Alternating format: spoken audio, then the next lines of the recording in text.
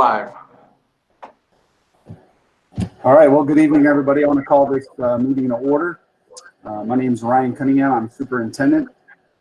Just kind of run down our order of events tonight. I'd like each administrator to just introduce themselves so you have a name and a face for maybe some of your parents who might not know your new building principal or who might be talking.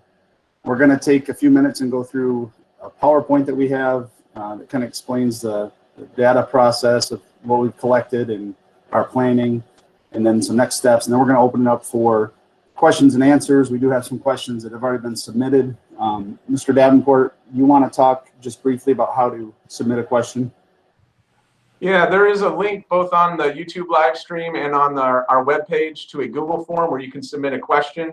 As the questions come in, we'll be pasting them into our chat bar and then reading them out loud and answering them to the best of our ability.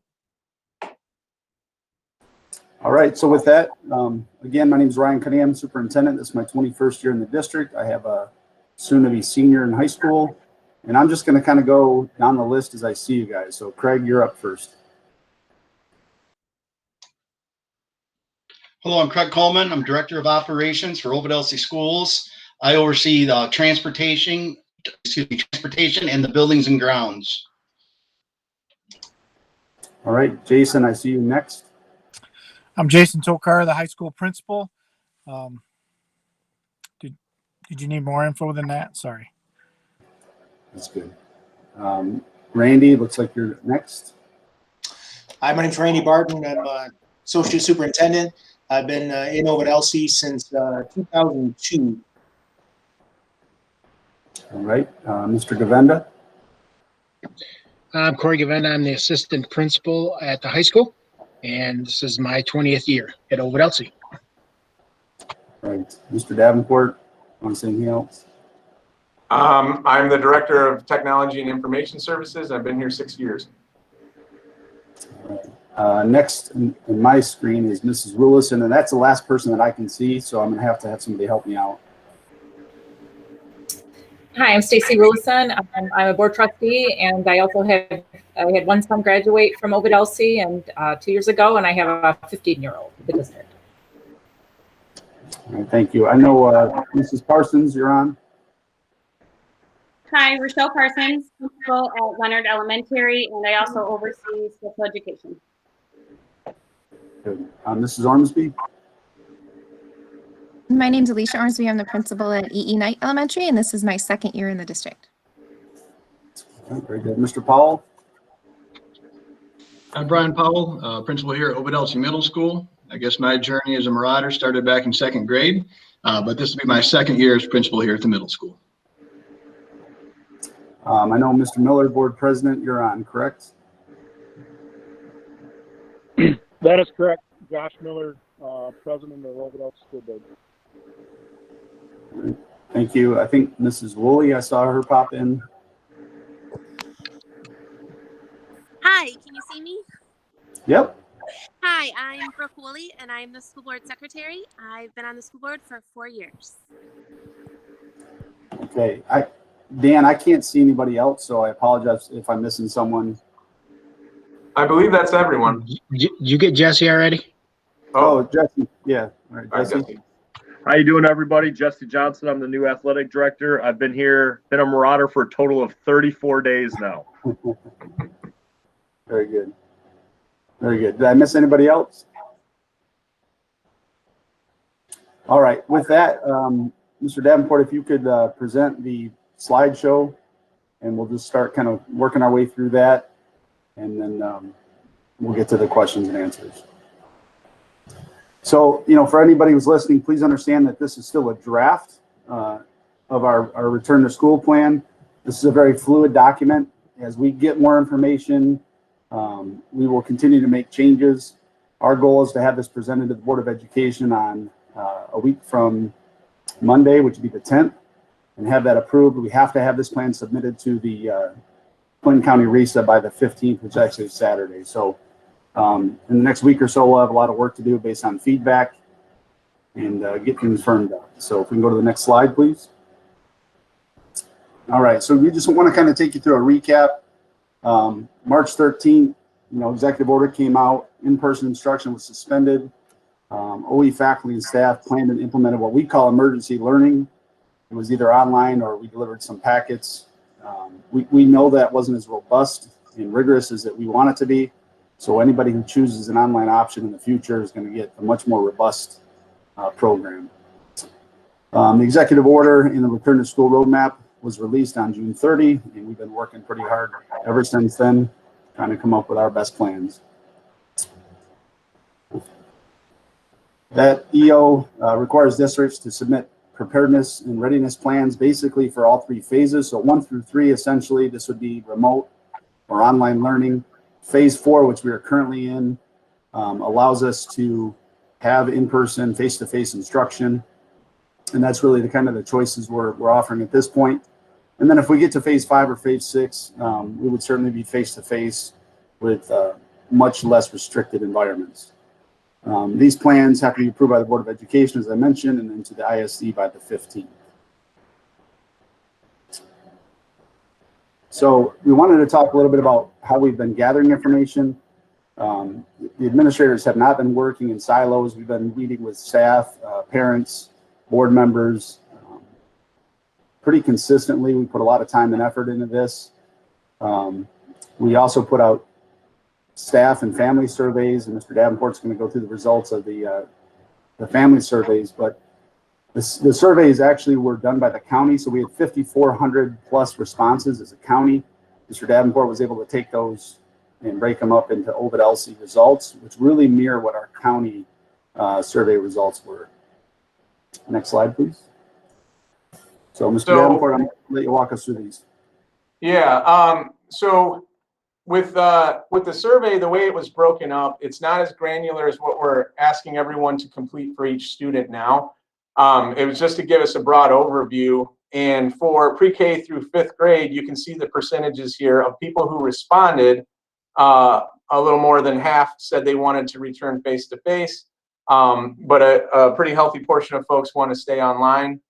And that's very similar to the 6 through 12 results. And that's been informing, a lot of our planning at this point. And then there was also a question about, would you still go online no matter what, if we did other flavors? And that was just to see if maybe people are interested in something that was more hybridized, that maybe included some face-to-face time. So we've had a lot of discussion about that as well. And this is the pre-K 5 result for that, and this is the 6-12 result. Again, very similar. And then we also asked about reliable internet, and we see at least 180 households saying they do not have reliable internet. Our follow-up survey asks for location information because we're trying to see what we can do to service areas that maybe just it's hard to get internet in any capacity. And that's been a big part of our discussion. At this point, we're adding wireless to all of our parking lots to have the capability of at least downloading periodically, even if you're not coming into the district directly. But we want to look at some other possibilities there too.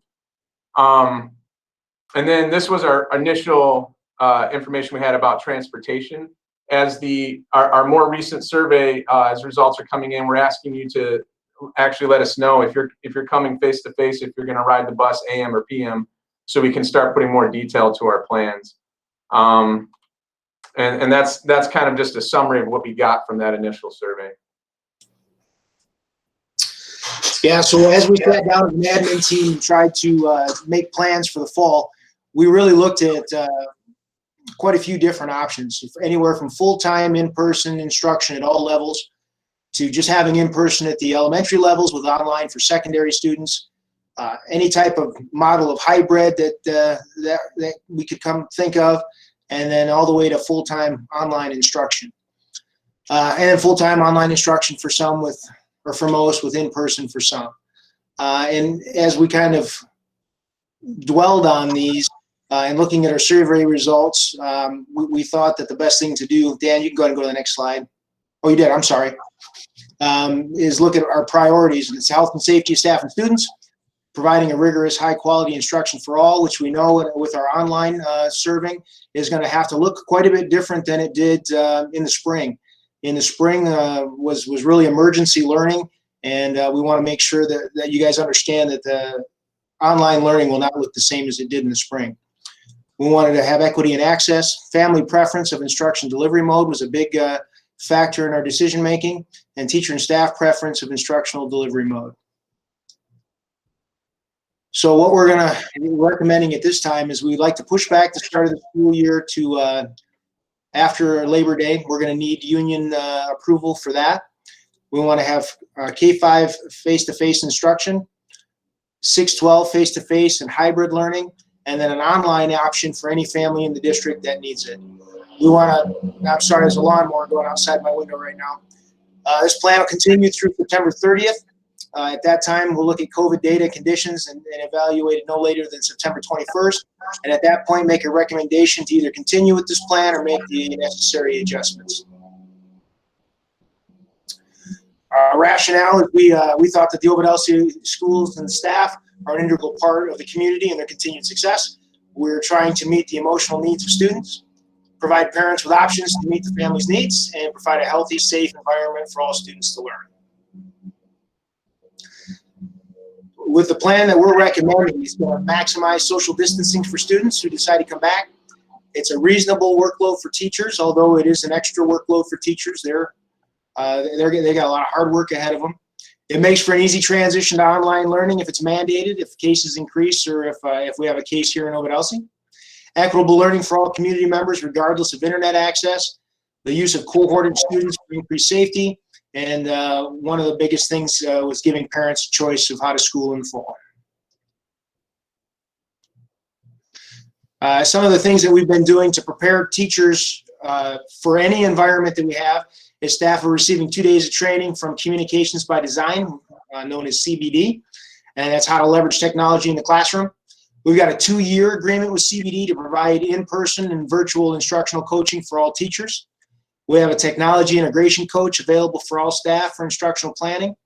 The staff will be meeting to collaborate for both online and face-to-face instruction, and the implementation of consistent learning management systems for our schools. K2 will be using Seesaw, 3 through 5 Google Classroom, and 6-12 will use the Schoology.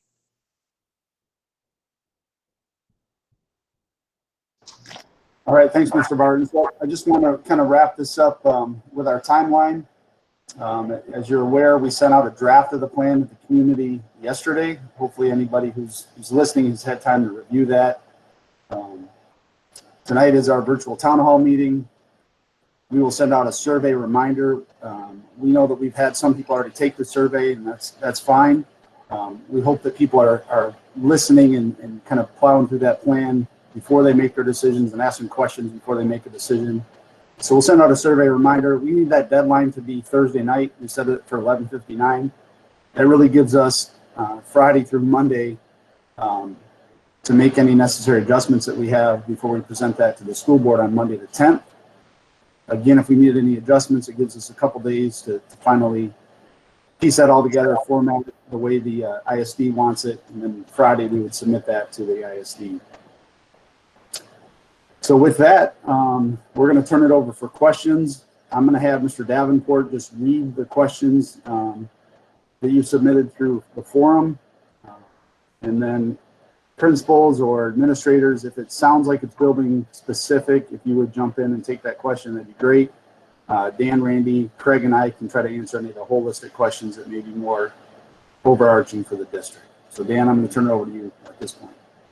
All right, so the first question we have here is, what does a typical day look like for the middle school and high school students in the face-to-face versus the Marauder virtual program, the online school? So Mr. Paul, why don't you start off with that one? And then Mr. Tokar, you can chime in at the end. Sounds good. At the middle school, when we take a look at our face-to-face and our MVP or our virtual program, we want to make sure that we are OE, we are inclusive. So you are an Ovid-Elsie student working on Ovid-Elsie curriculum taught by Ovid-Elsie teachers. So a typical day, what that would look like if your child chooses face-to-face is they would come in and they would be placed in a cohort. So they would be with the same students and they would go to that same classroom. They would stay in that classroom throughout the day, and then teachers would rotate in for instruction. So basically, if you're working on math face-to-face, you would have your math teacher there in front of you in the classroom during that time period. When you switch to the next hour, your language arts teacher would come in. Our big focus is going to be on the core subjects, the 4 cores. We also would like to have health, tech, and band. Last year, we had quite a few electives, speech and debate and drama, just to name a few. But due to that emergency learning, we really want to focus on our core instruction. And we're going to give a 75-minute period. So we're going to have 5 periods, 75 minutes per. So that does give our teachers some flexibility to work in some of the aspects of our electives. That being said, if you are a virtual student, under our current schedule at the middle school, you'll have the option to follow along synchronous, which means, of course, logging in and just going through your school day online at home, or you will be able to follow along in an asynchronous model because these will be recorded and you can take a look at, I guess, now I don't want to say your convenience, but what best meets your needs at home. Now, that being said, when I mentioned the word recording, at the middle school, what we're looking at is recording basically an introductory to the lesson. So what is the learning target? What are you expected to do? Where you can access that in your learning management system, which is Schoology. So the students face-to-face will see this video, or in person, and the students online will see the same video. As you progress through the hour, if students have great questions face-to-face, I'd like to have our teachers start frequently asked questions and kind of be able to mirror the curriculum and the assignment. So that means if there's a good question from Johnny, so to speak, here at school, we can share that out to our online students and vice versa. So we're really trying to be inclusive with our approach to education with the virtual and the face-to-face. Thanks, Brian. Mr. Tokar? I would just like to kind of agree with, Mr. Powell. We're trying to be flexible with what learning options we have available. So on Monday, I presented to our staff a way to cohort the students. The CDC guidelines recommend trying to cohort students. So we're working through a plan right now to cohort where students would come in and stay in that room all day, and then we would rotate teachers in to those rooms. It would not necessarily be the English teacher, the math teacher like the middle school does, because of the way our school is set up. It'd be a little different. It would be room supervisors, but our staff has been tasked with trying to develop a schedule to where we could get some face-to-face instruction from some of our hands-on learning activities. For example, we're still going to try to have band. We're still going to try to have choir. We're still going to try to have drama. We'll still try to set up times where students can go to the Woods program and work on their Woods classes. We're still going to try to work out a schedule where students would have access to all of their AP teachers and that sort of thing. So we're working through that plan, but we're also considering the option. We haven't really finalized, how we're going to do it. We could also run through a normal day. So when I say a normal day, the kids could run through their regular schedule. So they could go to their first hour, they could go to their second hour. But we did it, and we split the days up into 95-minute blocks with an advisory piece on there as well to allow students to get caught up and things like that. But we wanted it set up so they could go to, would have fewer passing times, but it would also allow us to spread them out throughout the lunch periods as well. So we haven't really finalized that, but we're going to kind of take a look at see what our staff is able to come up with as far as building the schedule, staying in cohorts. But we're also going to leave that window open that if we have to run through our regular scheduled hours, we're going to do that. But either way, it's going to be in 95-minute blocks that'll allow for additional learning time to take place. And then, if we have to adjust where we send students throughout the day, we can do that as well. And I know I'm going to go ahead and combine a question here. Now, these are coming in live, so we didn't have time to compile them. We will answer them in our FAQ to the best of our ability. But there's a question that goes with this that says, if I send my child face-to-face at the middle school and high school, will the actual teacher they were scheduled to have in a normal year be in the class with them? or would my child be learning from a video virtual teacher offsite? I think you kind of already answered that, but similar question. So, yeah, at the high school, we're working through some of that. There is a chance that the student will have their, classroom teacher available to them. There's also a possibility that we run through the regular schedule, so they would see their teacher every hour that they would normally see that teacher. So, we haven't finalized that, and we're kind of waiting to see how many students are coming back, because it's hard to plan for trying to keep your class sizes below 20 if you're not really sure how many students are coming back. But the schedule that we built does offer the flexibility. If we have to cohort, if things start to get a little bit worse, or we have several students that have cases and we need to cohort, we can do that. And if things are going well, we could still run the students through a normal schedule where they see all the teachers that they signed up for and that sort of thing. So the schedule has that flexibility right now. And we're just kind of waiting to see what the numbers are going to look like, because, we don't want to put 35 students in a given geometry classroom where we're not able to distance and those sort of things. So we're trying to work it to where the students do see their teachers that they have for classes. Okay. Go ahead, Mr. Powell. Yeah, just to revisit with the middle school. And at the middle school, we are a little more fortunate because of the offerings that we have to give. Each student has their core subjects. So we have much more flexibility. But just to reiterate, if you're in language arts, the language arts teacher will be there. And we're going to try to have collaboration with students that are both face-to-face and online, of course, via online. Thanks, Dan. All right. And how do you plan to run Walk to Read and other tiered programs, as well as special education and resource room students, with students having to maintain with the same group or class every day? How are you going to accommodate these kids' needs? Rochelle, I'd like to turn that one over to you if possible. Sure. So with the kids cohorting in the same classroom, part of what we'll have to look at, because we're still planning on doing our tiered supports for all of our students, we're going to meet their needs where they are. They will just be grouped within their classroom and still be given interventions. And just like high school and middle school will rotate teachers in, we may have to rotate some teachers in to give those supports. As far as special ed goes, we'll be doing similar things with the special education teacher and additional support coming into the classroom to see small groups of kids and making sure that we're meeting the needs and following the IEPs as so.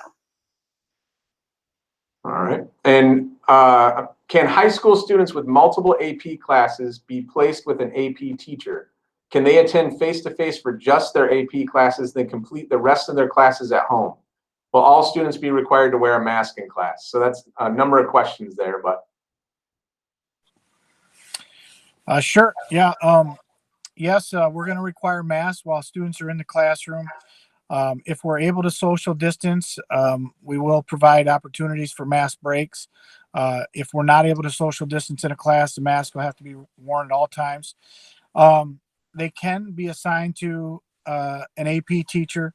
They will be able to have face-to-face contact with those teachers throughout the day. So that's just a scheduling thing. And when we know all the students that are coming back, we'll be able to make those decisions and adjustments as we know that.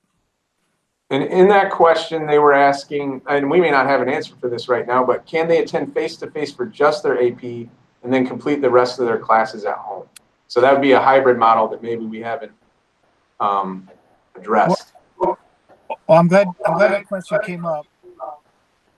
I intend to try to be flexible with our parents and our students where they're at. We have 85 students in dual enrollment courses right now, and those classes are online anyway. We have our students that are in some RESA courses that are going to be online. And so, the students want to come to our school for certain classes, and students want to stay at home for online. So what we're working on is when we know who's coming face-to-face, we're going to have those students fill out a form. We're going to be online for these particular hours so that those students kind of have a parent sign off on whether or not they're coming to school on those given days. But yes, we will try to offer that kind of flexibility to let a student be face-to-face for the classes that they need, but also be able to do the online work. All right. Sorry, there's a lot of questions. This is good. Have you considered staggering release times for K-5 schools to better accommodate student pickup? So, Craig, I'll let you fill in any blanks, but we have modified the elementary start and release time for those reasons. And so we're planning on elementary starting a little bit later so that we're not dropping off secondary kids too early. We want to get them to the elementary and start by 8:15, I think it is, and then still release at the same time. Right now, clock hours are not counted, but days of instruction are. But we expect further guidance coming out in the next couple of weeks legislatively that may alter those things as well. Craig, did I miss anything? Yep, that's exactly what that's what we talked about. All right, and I was wondering why we are being asked to make our choice by Friday when the final plan is not being approved by the board until August 10th. The reason I am asking is if there are changes made at the board meeting, this may change the decision-making process. So we really need some final numbers because it will affect our planning. Right now, we base this plan on about 60% of our students wanting to come back. If that pushes up to 80% or 90%, we're going to have to rethink some things in order to maintain social distancing and smaller class size and things like that. So just to answer the question, we need some much more granular data to make those decisions before presenting it to the board. And anybody else, feel free to chime in. I think another important thing is, understanding that we did give some flexibility to families to be able to change their mind and select a different option if that's what meets their family's needs. We're trying to. It's really difficult for us to give really specific plans when we don't know the exact size of the schools that are coming back. So getting the number of kids who are going to be coming back is something that we need as soon as possible so that we can start plan staffing and saying what routines and procedures and things like that within the school will look like. And that's why we're kind of pushing to get that survey filled out as soon as possible. If a parent chooses to have their child stay home for the first semester, will that student be allowed to attend face-to-face at the start of the second semester? The answer to that question is yes. We want to look at shorter time intervals, so it may not have to be a full semester.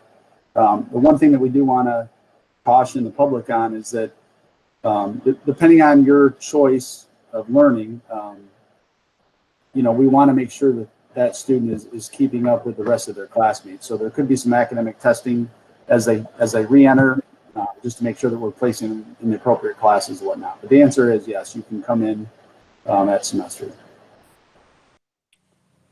And then for face-to-face schooling, it says it is being proposed that the school week will be Monday, Tuesday, Thursday, Friday. How will this affect the length of the school year, snow days, etc.? Will there still be some form of instruction on Wednesdays, or is this 4-day school week the new norm? I think to answer that question is the reason that we have a checkpoint of September 30th is because that's when our seat time waivers expire, and we'll be looking for some legislative advice on what we have to offer. So right now we're able to do with great flexibility how our schooling options go. We want to, we're asking teachers to teach both the face-to-face and online setting, but more importantly, we want to allow for a deep cleaning in the school. I know Mr. Coleman is working to secure sanitation supplies that we want to use on Wednesdays and on Fridays to give the school a deep clean twice a week. And I think snow days, if you're listening to how the legislators are talking, snow days could become a thing of the past, and a snow day could just turn into an online learning day. But we're really looking for more guidance as the seat time waiver expires on September 30th to give us direction on what we will be able to offer moving forward. Okay, and I'm seeing now that I cut some of these questions off. It's my fault if we miss something. But you can say something else, Ryan? Yeah, for the snow day part, they're talking about limiting that to 2 snow days now. Typically we get 6 forgiven. They're talking about it being 2 because they feel that, you know, with this kind of new mode of delivery, that we should be able to have some snow day instruction, if you will. So stay tuned for that. That's going to be all tied up in legislation in the next few weeks. What will or what is being proposed for a typical school day for those children who will be partaking via MVP through the virtual?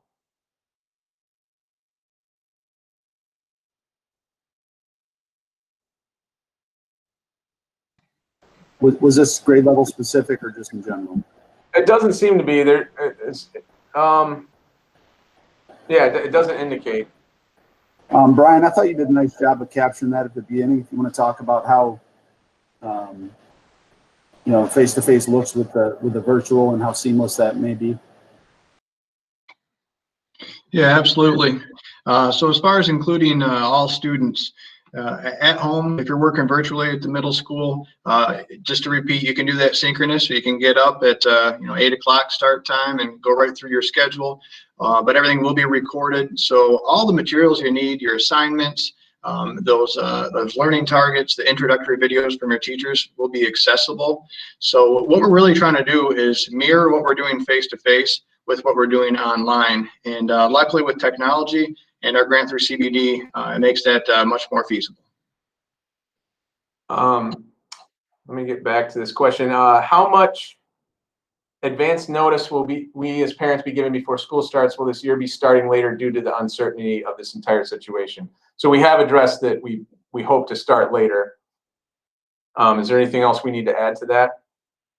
We'll know soon. I would just say that I know that the union is putting a survey out to their members.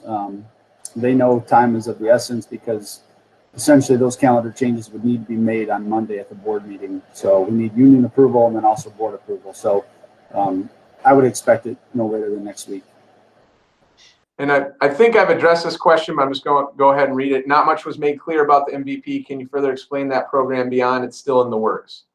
So it really is the same as our classroom instruction, but packaged in a way that some of it can be done asynchronously, and that we plan to, the best of what happens in the classroom, we plan to share out, meaning questions being asked and that sort of thing. I don't know if anyone wanted to add to that.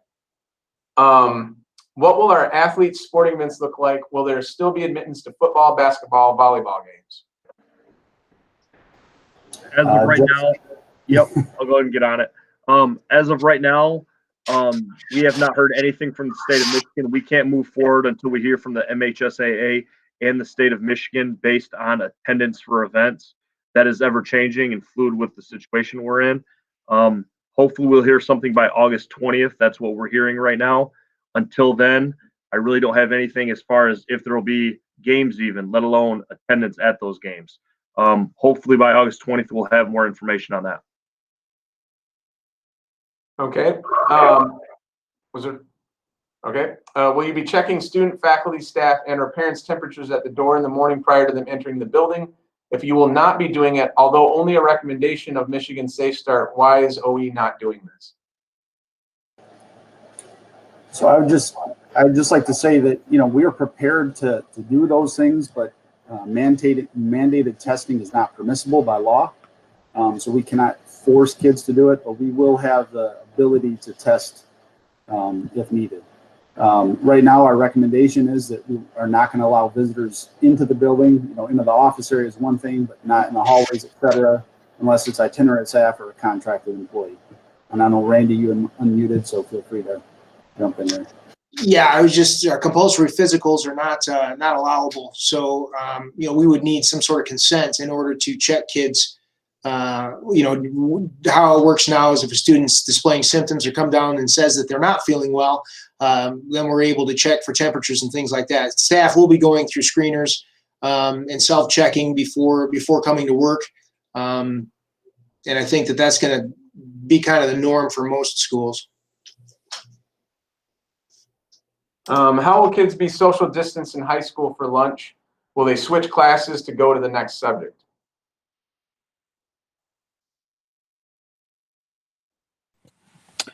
So right now we're tinkering with both ideas of having lunch in the same classroom. If we stay in the same cohorts, we'd be staggering the students' dismissals to allow for them to get through the lunch line and head back to the classroom. But when we know how many students we have returning, we're also tinkering with the idea of offering a third lunch period to allow us to kind of space the students out. And we're considering the option of, just utilizing the large spaces that we have to allow the students to social distance. So we have the cafeteria where we're going to mark with the benches with seats that are 6 feet apart. We're going to face all the cafeteria tables in the same direction so that students are not facing each other. We have the student lounge, we have the Marauder Cafe, and we're looking to put picnic tables outside of the Marauder Cafe because one of the CDC recommendations and the My Safe Start school recommendation was to allow students to eat outdoors. So the more we can spread the students out, the better. But again, we haven't finalized like what we can do until we know how many are going to be in the building. If 450 students decide they're all coming back, we will probably have to cohort in classrooms because we won't have room in the rest of the facility. But if 300 come back, we might be able to split that out into 3 groups and allow 100 students at a time to maintain those space and then clean between each lunch effectively and do that. So again, we haven't made a final decision on that, but those are the options that we're looking at right now. And then for online choice, how long is the class going to be for a first grader? Would they be sitting in front of a screen from 8:15 to 2:50? More specifics, please. Was not able to find any other info, but everyday check-in and work can be completed at their convenience. So I think Brian did a good job when he was talking about middle school. It's similar for first grade, or I can even speak K2 and K5 because Alicia and I have been working really closely on what that's going to look like. So we don't expect somebody to, especially a first grader, to sit from 8 to 2 or 2:30 in front of their computer. They don't do that in school anyway without a lot of breaks. So it's kind of the same thing. There'll be a lot of pre-recorded videos and teaching of lessons. We may be able to live stream some lessons so that the students can get on and follow along with their classroom.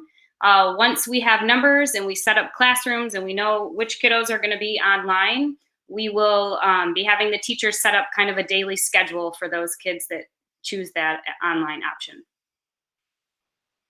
All right, I'm going to combine these next 2 questions and forgive me if we've already answered it. I believe the PowerPoint stated that preference was to have the school year pushed to start later, but would need approval. If approved, when would the school year start? When can we expect an answer about the later start day, and what start day will that be if approved? So essentially, we would be pushing student start time back until the Tuesday after Labor Day. I believe it's September 8th. We would ask staff to still report at the normal start time of August 24, and that would give them roughly 7 days of really deep planning to make sure we kick off the school year the right way. And then there was also, with the elimination of learning on Wednesdays, what would the school calendar look like? How will breaks be factored in? I think we've kind of addressed that, but is there anything else to add? No, I don't think that, again, we're really looking at this going until September 30th to see what the legislators determine necessary for us to do. So we're really looking at this plan until that date, until we get better guidance. And then from there, but I don't think we would be factoring any other changes into the calendar, unless we had to, deemed by legislation.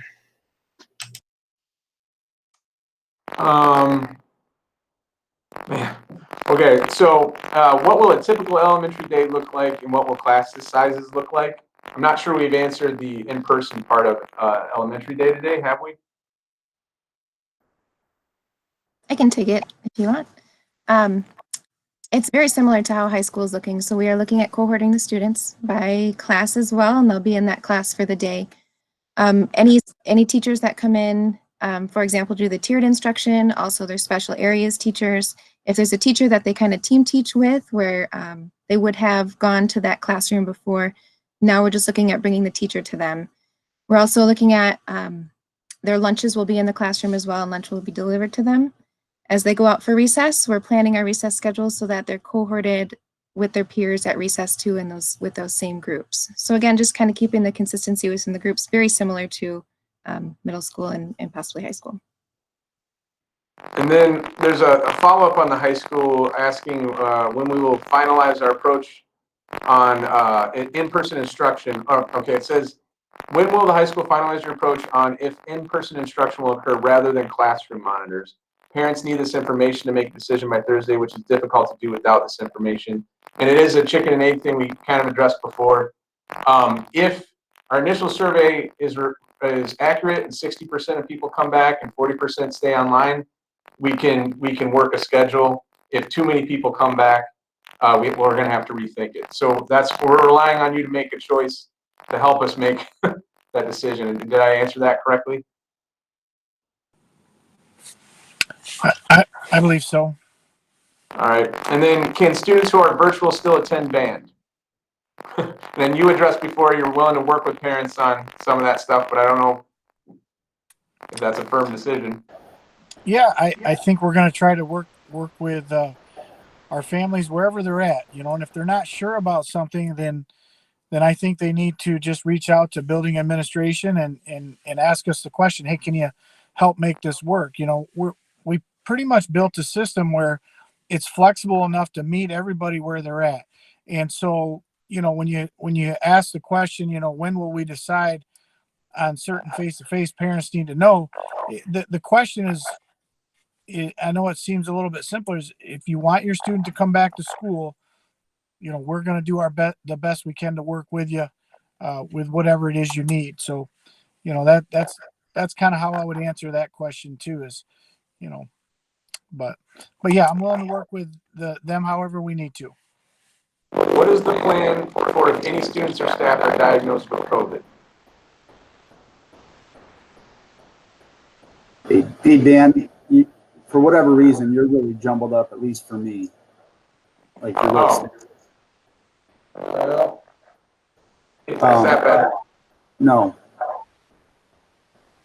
But I'll go ahead and try to answer this question if I can find it. So I think the question is, what is the plan if a student or staff is diagnosed with COVID? We will be transparent in letting families, our district know that we've had a case. We report that to the health department, and then the health department does the contact tracing to notify people that are within close proximity. Obviously, with privacy laws, we don't want to disclose who that student may be. But the health department is going to work in conjunction with us to notify families that may be involved.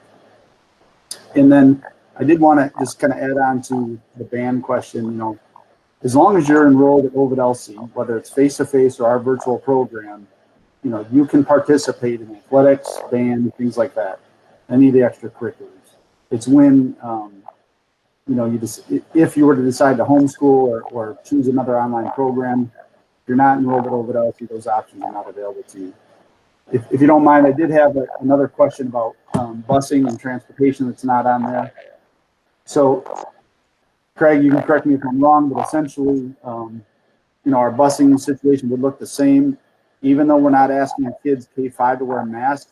Anytime we're in transitions, such as a bus, hallways, heading to the bathroom, kids are going to have to put a mask on. It's going to be difficult to social distance on buses. So if a family chooses transportation, those students will need to wear masks on the bus. And then our pickup and drop off will look pretty much the same. Is that correct, Craig? Yes, the only thing that'll change, and again, we're waiting for the number of kids that we're going to have on our buses, but it's going to look like with the classes starting later for the middle school, for the grade schools, then it more than likely will be a later pickup time for the kids, up to maybe 10 to 15 minutes later than what it was last year. And again, that time can change also because of the number of kids on the bus and the number of stops we don't have compared to what we had last year. So we're going to be we're looking for these numbers also so we can start redoing our routes and getting times down for our drivers to make contact with the parents.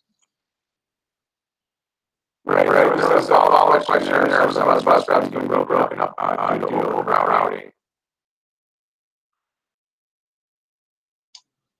You're all broke up, Damon. Yeah, it's like you're gargling water while you're talking.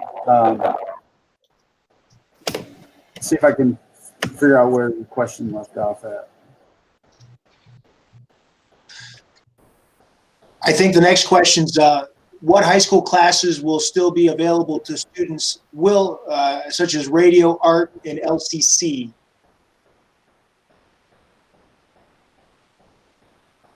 I think Jason spoke to that a little bit earlier. Go ahead, Jay. Same answer. We're going to try to make every class available. I'm going to do my best to make sure we stick to the schedule that students signed up for.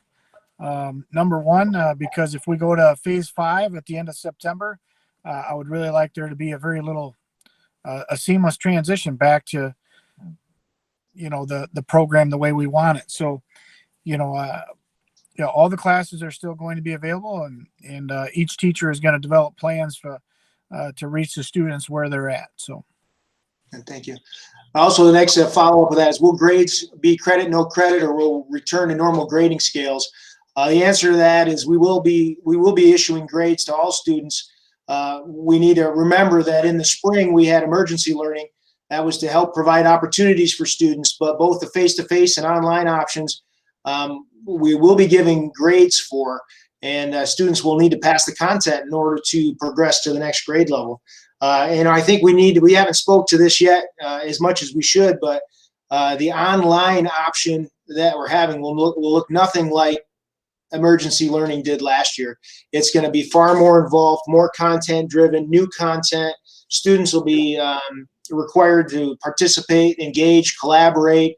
Our teachers are engaging in a lot of work with CBD, Communications by Design, in order to build these skills into their teaching sets. And students are going to be in for a much more challenging type of schooling than they were in the spring. So if you're thinking that the online option is going to be an easier option for your students moving forward, I think that's not going to be the case. And we really want to make sure that we understand the difference between what happened in the spring and what we're going to expect moving forward in the fall. Next question says, what consequences will be in place for students not taking the safety precautions seriously? Well, I know that, Dr. Cunningham, do you want to take that one for a little bit?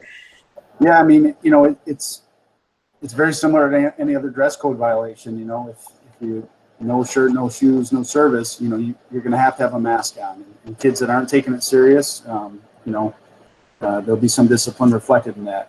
It may require us to update some handbooks and things like that upon board approval, but we're going to take it very seriously for the safety of all kids and our staff. We want to make sure that our staff is protected as possible as well, but each building principal is going to take that very seriously. And if face-to-face isn't an option for them, then online may be the best case for kids who aren't willing to take that seriously. Dan, do you want to try again? I don't know. Can you hear me, or am I still underwater? No, that's better. Go ahead. Take over. Oh, no. Where are we at? What does a typical day at EE night look like? I'm still doing it. Good job. So a day at EE night. Did we already cover this? We did face-to-face. We explained they're cohorted. And we're going to group these questions later and put out an FAQ. So if we're not getting the nuance of the question, maybe we can get that later. So start time change for the OE school day. What time will the buildings open up for drop off? Did we already cover that with busing?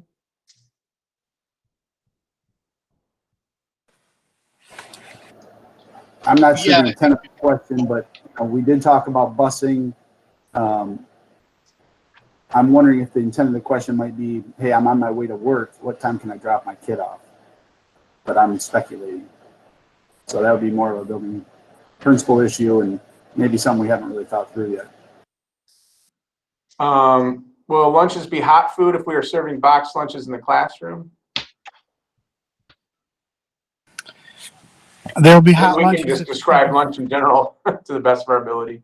Well, we'll be picking our lunches up at the high school. So as the students walk through the line, they have the option for a hot lunch. Yes, at the high school. And I believe in talking to Sean that if we're delivering to classrooms, it's probably going to be less hot food, more, cold food, wrap sandwiches, things like that. So there is some talk out there legislatively about all students, whether you're free or reduced or not, all students receiving free lunch. So something to keep in mind too. Will the school week be Monday, Tuesday, Thursday, Friday for online as well as face-to-face? Meaning, what are we offering on Wednesday? Yeah, so the Wednesday really is a professional development opportunity for staff, collaboration for staff, preparing for the upcoming couple days. So yeah, essentially it'll look the same for both online and face-to-face kids. We do want staff to offer some kind of office hours on those days, whether they are working from home or working directly from their classroom. So that way, if kids need to check in or some support, they'd be available on Wednesdays. And then we've also discussed having some drop-in opportunities, learning labs and things like that, maybe in your information centers or whatnot, so that there is an option for kids if they do need support on Wednesdays. I would just like to say that Wednesday, the intent on Wednesday is to be an at-home learning day. So there will be activities and lessons provided at the secondary, from what I understand, at the middle school as well. But at the high school, at least, we'll be expected to push out assignments and things like that for students to work on at home on that Wednesday. But there will be potential for some office hours and things like that as well. But yeah, Wednesday is going to be an at-home work day in the high school. And then this question, I'm not sure. It says, will there be a hybrid model available for K-5 in the future or all face-to-face? So I guess hybrid meaning different than online. Or maybe meaning they come sometimes. I don't know how to answer that one, but and then a similar, or maybe a related question, will paper packets be available for K-5 students if they do the MVP option? Some kids work better with paper packets. I believe it's our goal to limit the paper packets as much as possible, and so that the remote learning will be, using their Chrome tab or Chromebook. And correct me if I'm wrong, guys.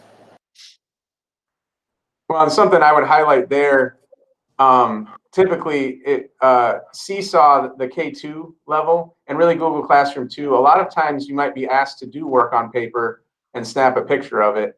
It depends on the appropriate mode for the learning for that student. And as far as devices go, we'll be providing devices, but again, some of that work could be printed, I'm sure. But we're not asking kindergartners to work on computers all day. A lot of the work we're going to be asking them to do will not be screen related, except how we're communicating it back and forth. If I believe that's the case. In option number 1, Wednesday is not a scheduled school day. Will all these Wednesdays be added on at the end of the year? I guess that's a question of the count time, which we've addressed. We need clarification from the state, but if your child is doing the MVP option, will be required to attend Wednesday. Again, that is a working day. How will standardized testing be handled if your student does the MVP option?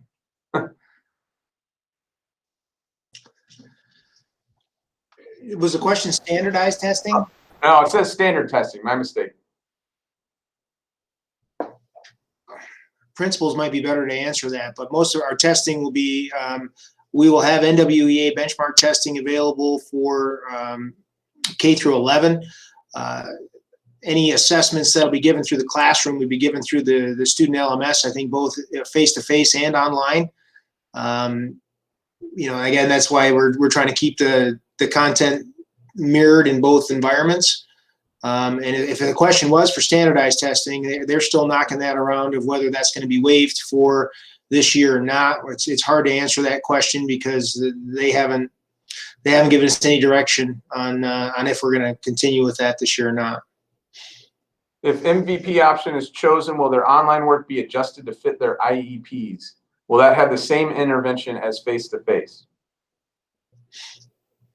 So IEP goals are written for specific students. So case managers, special education teachers, whoever oversees that specific student will work with the classroom teacher to provide appropriate materials and work. So some of these are going to be a case by case. You know, when they asked about paper packets, because some students do better with paper. I mean, there's always going to be those cases where we're going to accommodate and modify those things based on the need of the student.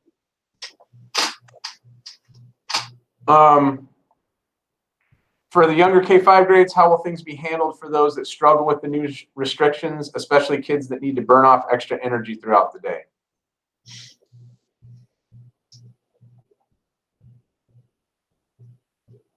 I can take that one too. So Sorry. our teachers are amazing, and they do so many creative things and brain breaks, and they have so many different ways to keep those kids motivated and moving.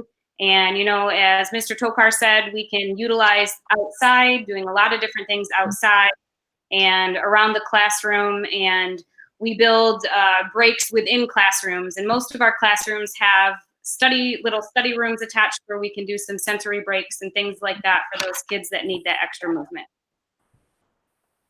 All right.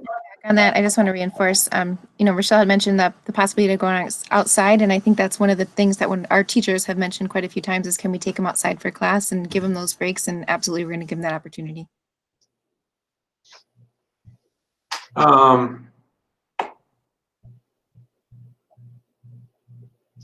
Will lockers be used at all levels?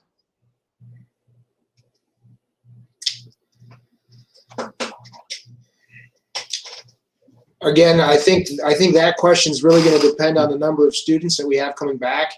That is something that we've talked about, but I don't think we've landed on a decision because we're still really waiting to see what kind of real numbers we're looking at.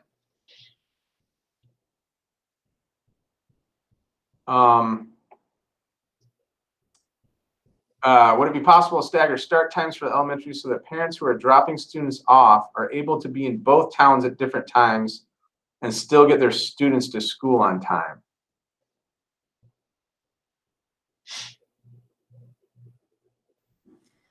Well, right now, I think, you know, we're starting at the same time right now.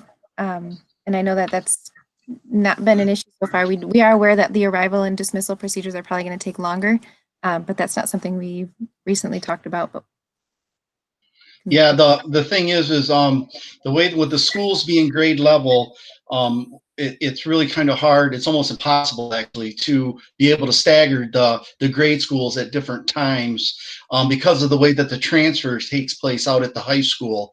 You know, you drop the high school, middle school off first, and then we go and line up, and then we do the transfer of the K2 building and then the 3-5 building, get on the individual buses that take them to those buildings. So all I can say is if you have something like that, you're almost going to have to take your child to one of the schools and put them on one of the group stops that are there in order to get your other child, say, to EE night. And if you got a child you're taking to Leonard, that's about the only way I think that would work. For students who choose the online option, what will communication look like with their teachers, such as getting help with things they need help with or don't understand? Well, I think one of the things that we're hoping they're going to be able to do is to join those class sessions when they're being live streamed. If that's not the case, teachers are going to have office hours to where they can come and get help from their teachers. And guys, if you have anything other than that, feel free to add. I would just like to kind of veer away from the phrase office hours, as that's kind of, you know, significant to what we did this spring. I would I would more say that the students need to reach out to the teacher if they have questions and concerns. And when there's a common thread for our online learners at home, our teachers are going to set up times for them to have some Q&A things. And we're hoping to use Wednesdays as one of those days where teachers are able to reach out to all of our at-home learners as well to make sure they aren't falling behind either. So, you know, I don't think it's going to be a standard office hour, because if we did that, then certain students would only be able to see one teacher at a time when they have 7 different teachers. So it'll be based off of every teacher is going to set things up and come up with our own schedule for how we're going to reach out to those students at home. Yeah, and there will be regular contact. How are RESA classes going to look? I don't know if we know that yet. We do actually. So Oh. Right now there are 4 RESA courses are going to be online. The business and the oh my goodness, I'm drawing a blank. The 2 DeWitt courses that are RESA related, and allied health and computer cybersecurity are all going to be online. All the other classes from RESA are going to be face-to-face. So they'll have that face-to-face option. I'm not sure right now, they're still making this, but I don't think they're actually offering those other classes in an online format. And I see why that would be difficult. It would be really hard for a Woods class or a automotive class, welding to be an online format. So they're planning face-to-face instruction while we're in phase 4. And so RESA right now is staying consistent, which is why the schedule doesn't look the way it, it's not a 1, 2, 3, 4, 5, 6 model. On Mondays, it's 1, 3, 6 and 2, 4, 5, 7. That allows our AM and PM RESA students to still make it to those classes and come to our face-to-face if they'd like. Okay, and this question, I'm not sure. What about the parents who work full-time jobs and have children who need student-teacher interaction to stay on task? I'm not sure if that's asking if they're online, how we can help them, or I'm not sure. But I with all these questions, I would say reach out to your building administrator and have the conversation. And we'll work with you on that. I don't know if there's anything else to say to that one. My kids, oh, go ahead. I think that and I could be wrong, but it looks like the next 2 are grouped in that first one. Oh, I see. Yeah, I'm sorry. That makes the question make. My kids' grades declined drastically due to online schooling. We work 8 to 10 hours a day. It was extremely difficult to do schooling in the last 3 to 4 hours of the day. Are the students who attend? So I don't know if that's all the same comment that they don't want to get home and they need help to interact with the kids. I mean, yeah, I think that's a perfect candidate for our face-to-face instruction. If what they're saying there is they're not comfortable with that and they need help with the online portion, then I would encourage them to reach out to the building administrator to their teachers, their classroom teachers, to get the support that they need to help them be more successful. Are the students who attend face-to-face, will they bring their device home on Tuesdays? The answer to that is you can bring your device home every day. The K2, we may not do that. We need to iron that out, but we have a device available for every student that they will manage. They'll be given a case and a set of headphones to go with it. We want to make sure everybody has what they need to do the work. The students that were juniors last year did not take the SAT. Is this still going to be given in the fall? If so, what prep will be offered as they never finished junior seminar class? I'll take that one. So once we get the schedule finalized and all that, one of the things that our team is going to work on, and that's part of the advisory class, which is why it's kind of equated in that Monday and Thursday schedule for the high school. Basically, it's going to give us an opportunity for our junior and our senior students, our seniors who are going to be preparing to take the SAT in October, and our junior students who will be taking the NMSQT and PSAT exam in October as well. We're going to set up our advisory time, some of that's going to be set aside for SAT prep to kind of help those seniors who missed out on some of their junior seminar hours from the spring. We got about halfway through it, but we're definitely going to need to do some refresher, and we're going to use that advisory time with our junior and senior classes to start punching some of that stuff in there to make sure that they're as prepared as possible for the SAT. If my child chooses online now, but our state has moved to phase 5, when you reevaluate in late September, would the mask requirement be eliminated for high school students? And if so, can my child then change to face-to-face learning? Well, I haven't really gotten board approval or superintendent approval, but from my understanding, if we are in phase 5, then a mask requirement does become a little bit more optional. But as far as returning to face-to-face learning, if we go to phase 5, I would definitely work with those families to do that. We would have some kind of a wait time. It won't be I call you up on Monday and say, hey, I'd like my kid to come to school today. We'll have to work some things out to make sure we get the students into classrooms that are socially distant as best as possible. Will children be allowed to bring sack lunches? Yes.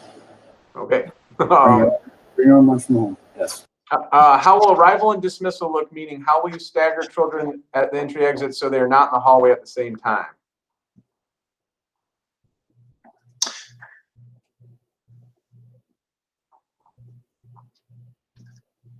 I'm going to say that as we get those numbers, administrators will be writing procedures to minimize. I know I've seen, and Rochelle and Alicia, I apologize, I've seen Jason's where they're going to have staggered times by a minute or two as students exit the building to stop congregations of students in the hallways. Brian, I'm assuming you're following something, but our administrators, as we start to get these numbers and see what the actuality of the hallways and stuff are going to look like, we'll write procedures and stuff to make sure that we're not having large numbers of kids congregate together in the hallway. I'd like to add on to that too. You also got to remember that buses are not going to be able to social distance, and that's why it's mandatory to wear a mask while you're in the hallways. That is one of the reasons why that is in that road back to school, is if all the children have masks, and the chance of spreading the virus has diminished greatly. So, there's going to be times when you're going to have, and I think it's going to be when kids are getting off the bus and or getting on the bus, that you're going to have groups of kids not 6 foot apart. We're going to do our best to keep it that way. We're talking about dismissing children off buses by teacher, so that the teacher can come down the group of buses and get Mrs. Parsons' kids off the school bus, and then we'll go to the next teacher and release. And that's kind of the way we're talking about having them brought back out to us. But again, that, like I said, that's one of the biggest reasons why the mask is so important, that we enforce that in the hallways.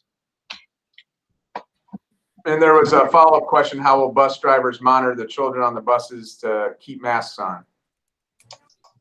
Well, we're gonna make sure they got a mask when they get on that bus, and we're gonna do what we've done in the past. Our drivers are gonna drive the school bus. I mean, the one thing is when they look up in that mirror and take their eyes off the road, that's when everybody's in danger. So we're going to be using the cameras on our school bus. That's what we put them on for, and we will be monitoring it that way.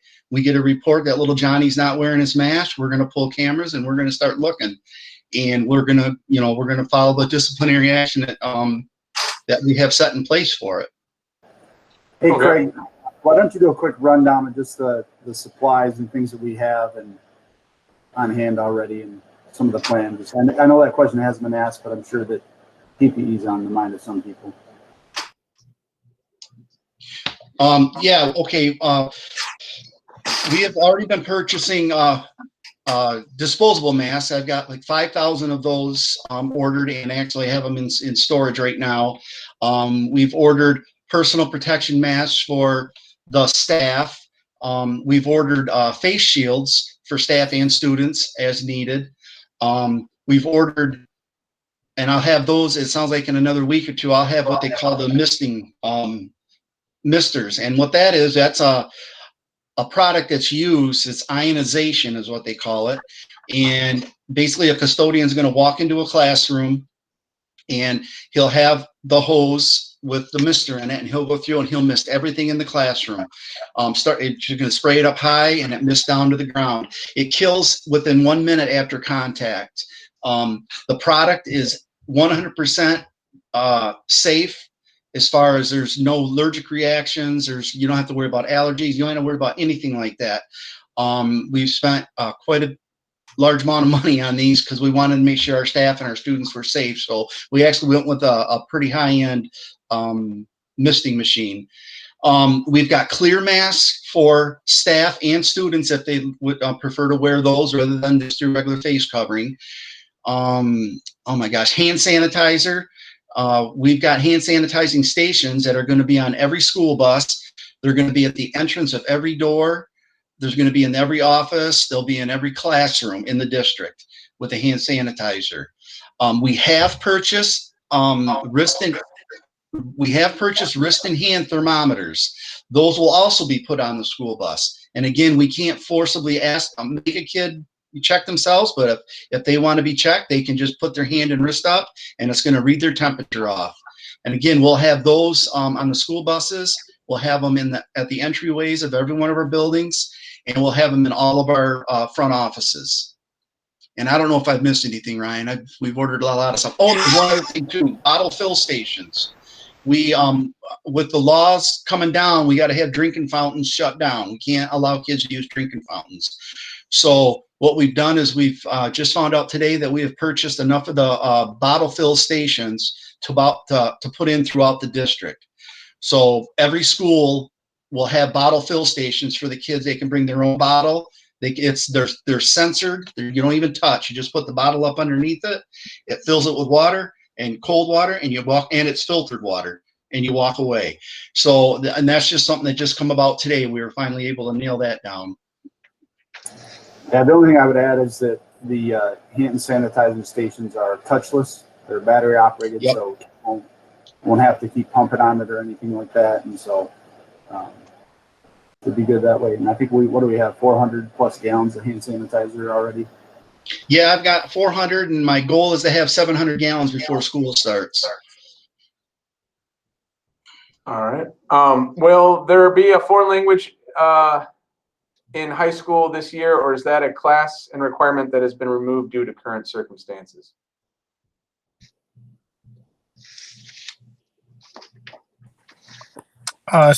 Yeah, Spanish is still going to be required. We did throughout this process, we have eliminated the Chinese program, but yes, the foreign language requirement is still required by the state of Michigan. So we're still pushing forward with that. Will each child have their own supplies to limit cross-contamination, specifically elementary, i.e. their own crayons, scissors, etc., versus all the supplies being placed in a common area to share? And if so, when will we receive a class items need list for a grade? We actually just met with our staff a couple days ago and let them know that based on current circumstances and those kids that are going to be at home and at school, to create and update their lists. So we'll be having those out shortly, but they will be specific by student. When will families receive student schedules after numbers are calculated for both face-to-face and Marauder virtual program?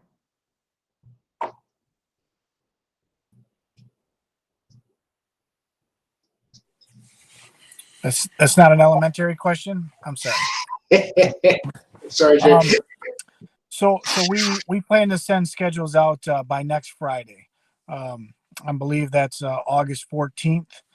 So by next Friday, we should be able to push out all schedules, and then that way we can adjust any schedule changes that are needed prior to what we had anticipated was the original start of the school year. If a child has a medical condition that makes a mask not as tolerable, like asthma, can a child wear a face shield? Yes, if we have doctor certification that it's not medically tolerable for a student or staff member, then a face shield would be strongly recommended. Will children be sent home for a runny nose and or cough regardless of cause? Fall is horrible on my children's allergies. How we avoid bullying caused by this situation, such as he sneezed, stay away from him. So the two-part question, will we send people home if they have symptoms that could be confusing, and how will we help the kids be respectful to each other about COVID and help us? Well, I think one of the things that we're really going to be asking families to do is to be checking their children before they go, for them to make that determination of whether a kid's healthy enough to go or not. You know, I think that you can expect more phone calls from secretaries this year because of the situation, but I think it's dangerous to overgeneralize that, and I think we're going to have to take that kind of a case-by-case basis. I think the point about bullying and how students treat each other, I think that every school has kind of been stepping up their social emotional lessons, and I think that these are going to be topics that are going to be, you know, at the top of the list when it comes to, you know, all of the new normal that's going to happen when you are coming to school face to face now. So I think that, you know, there's going to be a lot of this stuff that's going to be taught, reinforced in the schools at the beginning of the school year, because you know, a lot of this, especially for the younger kids, is going to be you know, a completely strange experience for them. I think the best thing that we can do is spend our time between now and the time school starts in the fall, normalizing as much of this stuff as possible about what the new procedures and routines are. And I know parents are waiting for those. And our administrators are working hard with their staff so that we can provide that information to families. But you know, I think it's gonna take work from the school and at home to kind of normalize what school is going to look like, what things are going to be different from last year, and work together to make sure that kids understand how to be respectful, responsible, and caring when they're at school. What if students refuse to wear masks because parents tell them they don't have to wear them? Part of the executive order states that when you're 6 through 12 and and you can medically tolerate it, you must wear a mask. Any family that refuses to wear a mask at school is probably a better candidate for our online program, because they will be required to wear a mask. And I think this is our last question. What is the cleaning going to look like during the school day? Are you going to do periodic cleaning of touch points throughout the day? Yes, yes. The answer to that is yes. We're going to do touch points. We are going to be the road back to school says that we're supposed to go through and sanitize bathrooms and stuff like that, a minimum of after every 4 hours. Excuse me, after every 4 hours. We plan on doing it more than that. We're gonna follow the guidelines to the letter as far as cleaning goes. We're gonna have extra people on our day shifts to help with that situation of sanitizing, and with the classrooms being cohorting, that really helps the custodial side out tremendously, because you know, we don't have to worry about them changing classes, going into different classrooms and so on and so forth. If they did that, then we'd have to go in and sanitize those rooms after every time they change the classroom.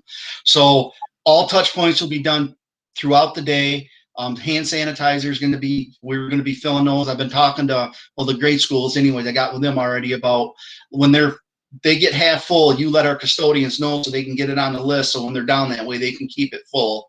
And our second and third shift, they're the ones that are going to go right through basically every night and do the misting of the rooms and stuff like that. That'll be done nightly.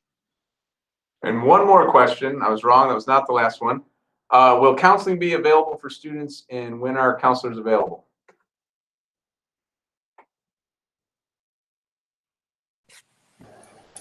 Counselors will be available for face-to-face or virtual, and counselors report back the same day that teachers do technically, although I'm pretty sure the secondary counselors will be working on schedules prior to August 24.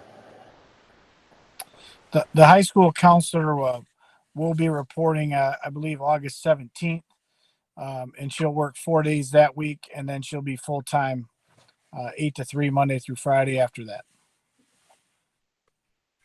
And just to add to that too, we all understand that this pandemic has had an impact on all of us. And when our students come back, their social and emotional well-being is going to be paramount. So it's a great question about counseling services.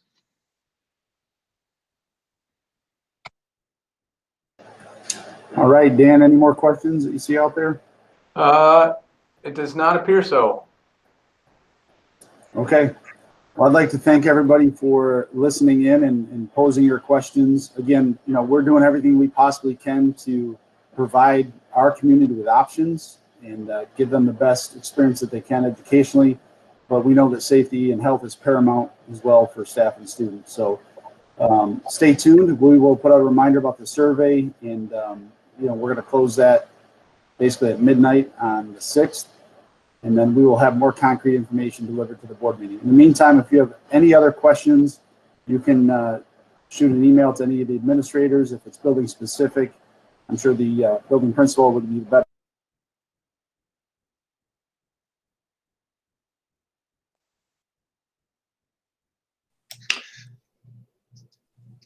Second, sorry.